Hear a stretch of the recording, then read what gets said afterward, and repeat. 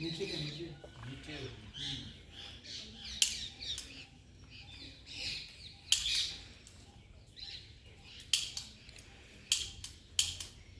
अरे भाइयों તમે શું કરો છો? આ ઈંડા ઉપર નિશાન રાખી છે. કેટલી વખત તકાય નિશાન? એક પણ નહીં. લાવ હું તાર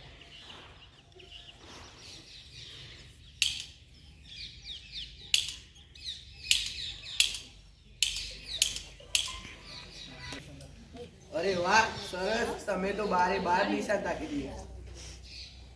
જોયું? તમારાથી કેમ નિશાન નહોતું થતું?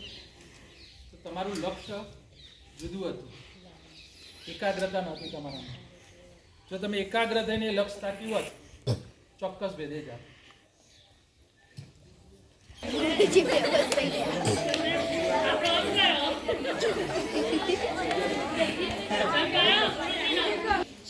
મારા શિષ્ય જંગલમાંથી પસાર થઈ રહ્યા છે અને કેટલાક વાંદરાઓ હૂફ હૂફ કરી રહ્યા છે. તેનો એક પ્રસંગ એ તમારી સમક્ષ આવી રહ્યો છે. સ્વામીજી ઉપર હુમલો કરે છે વાંદરાઓ.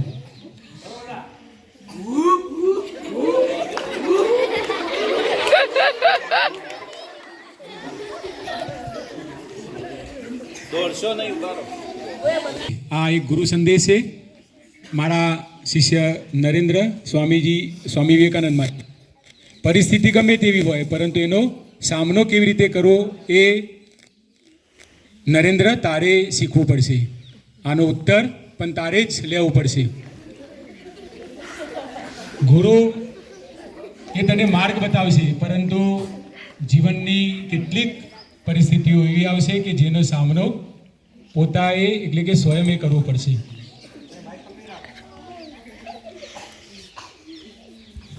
પારંગત નીવડ્યું છે. જે જગ્યાએ ગુરુ તરીકે એમને જે એટલે કે જે વિચાર લેવો હતો એ વિચાર પણ એમને પ્રાપ્ત કર્યો. અને સાથે સાથે જે નરેન્દ્ર આગળ વધ્યો અને આખા વિશ્વમાં એને ભારતીય ધર્મનો એટલે કે હિન્દુ ધર્મ, ભારતીય સંસ્કારોનો અને ભારતીય સંસ્કૃતિનો ઉજાગર કરી. આ એ મારો તો એક વિચાર જ હતો, પરંતુ એને જે દુનિયાને સામે લઈ જવાનું કામ એ મારા શિષ્યએ કર્યું છે. તો બંને આપણા એવું બધું લેવાથી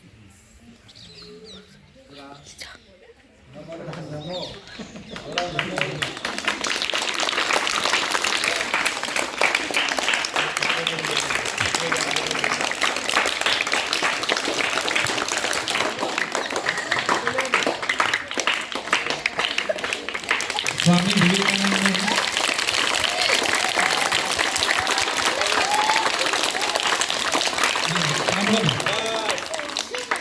સ્વામી વિવેકાનંદે ઉઠો જાગો અને ધ્યેય પ્રાપ્તિ સુધી મંડ્યા રહો. એટલે કે આપણે જે પણ કામ કરવાનું છે એના માટે પહેલાં જાગો, તૈયાર થઈ જાઓ અને એ કામ માટે સતત પ્રયત્નશીલ રહેવાનું. સ્વામી વિવેકાનંદે યુવકોને અને યુવાધનને જ દેશ માટે આગળ આવવા માટે કહ્યું હતું. કેમ કે સૌથી મોટું ધન જો હોય તો એ યુવાધન છે. યુવો જાગો અને ધ્યેય પ્રાપ્તિ સુધી મંડ્યા રહો.